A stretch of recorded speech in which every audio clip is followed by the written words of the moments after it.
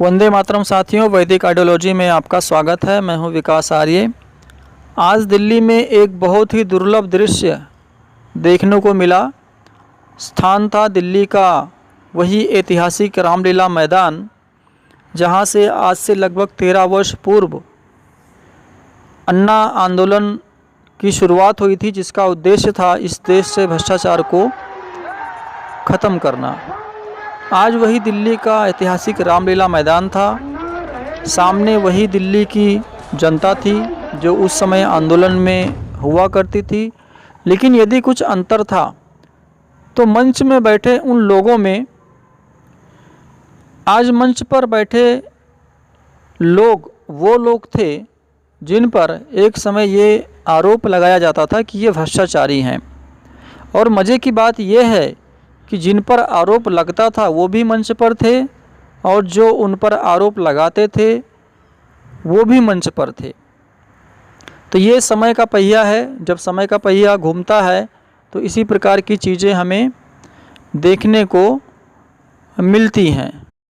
चूँकि मैं भी उस समय इस आंदोलन का हिस्सा रहा, काफ़ी सक्रिय रहा मुंबई में, और इसी सिलसिले में कई बार दिल्ली भी गया इस आंदोलन के प्रचार के लिए। और बाद में जब ये पार्टी बनी तो उस पार्टी के भी प्रचार के लिए, और 2014 में बाद में मैंने ये पार्टी छोड़ दी।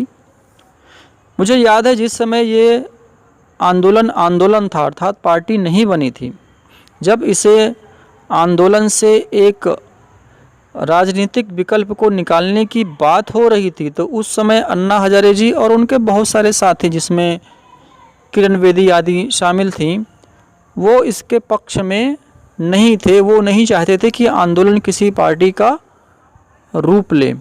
लेकिन ज़्यादातर लोग, जिसमें अरविंद केजरीवाल या मनीष सिसोदिया, गोपाल राय, संजय सिंह, कुमार विश्वास, इस प्रकार से बहुत सारे लोगों को आप ले सकते हैं जो इस पक्ष में थे कि अब आंदोलन से हमारी मांगें पूरी होती हुई नहीं दिख रही, इसलिए अभी हमें एक राजनीतिक विकल्प इस देश को देना चाहिए ताकि हम स्वयं सत्ता में आकर खुद ही अपनी मांगें पूरी कर लें।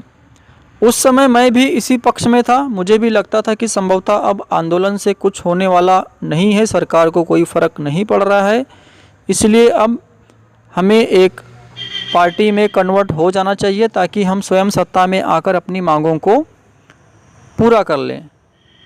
तो आज इतने वर्षों के बाद में जब मैंने ये दृश्य देखा दिल्ली के रामलीला मैदान में, तब एक बात मुझे ये समझ में आई अच्छी प्रकार से कि उस समय अन्ना हजारे जी का जो स्टैंड था कि ये आंदोलन पार्टी नहीं बननी चाहिए, वो बिल्कुल सही था। और ये संभवतः उनका ये पूरे जीवन का अनुभव था जिसके आधार पर वो ये बात कह रहे थे।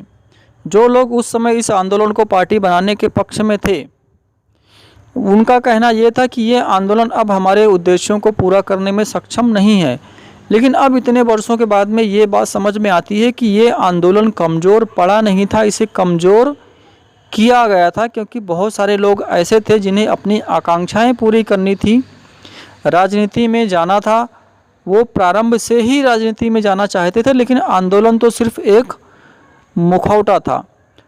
और संभवतः अब आने वाले कई दशकों तक इस देश की जनता ने एक प्रकार का जो धोखा इस आंदोलन से खाया, संभवतः आगे कभी भी वो, कम से कम ये जनरेशन तो इस प्रकार के किसी भी आंदोलन के लिए उठ खड़ी नहीं होगी, क्योंकि उस आंदोलन का अंतिम जो रिजल्ट हमने आज देख लिया कि किस प्रकार से भ्रष्टाचार का आरोप लगाने वाले लोग और जिन पर आरोप लगता था, दोनों आज एक साथ कंधे से कंधा मिलाकर खड़े हैं। तो इससे एक बात तो तय हो जाती है कि ना तो उन लोगों का भविष्य में कुछ होगा जिन पर कभी आरोप लगता था भ्रष्टाचार का, और ना ये लोग ही भ्रष्टाचार मुक्त भारत बना सकते हैं जो कभी इन्हीं लोगों पर आरोप लगाया करते थे भ्रष्टाचार करने का। मंच पे आपने देखा पूरी कांग्रेस पार्टी